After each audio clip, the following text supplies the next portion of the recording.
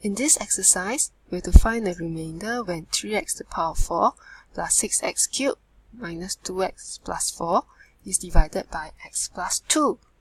First, we let f of x be equal to the given polynomial.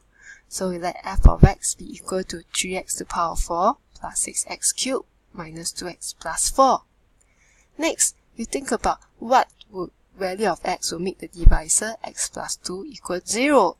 So in this case, x has to be equal to negative 2.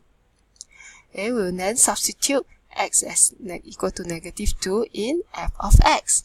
Okay, so by substituting x equal to negative 2, we will then have 3 times negative 2 to the power of 4 plus 6 times negative 2 cubed minus 2 times negative 2 plus 4, okay, which will be equal to 3 times negative 2 to the power of 4 is equal to 16.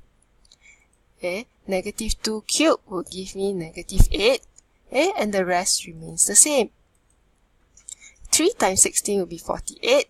6 times negative 8 will be equal to negative 48. Minus 2 times minus 2 will be plus 4, okay, and then plus 4.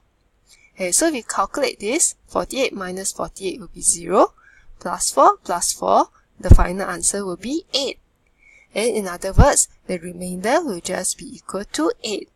Okay, so this exercise demonstrates how we can use the remainder theorem to find the remainder very quickly, and when the quotient is not required.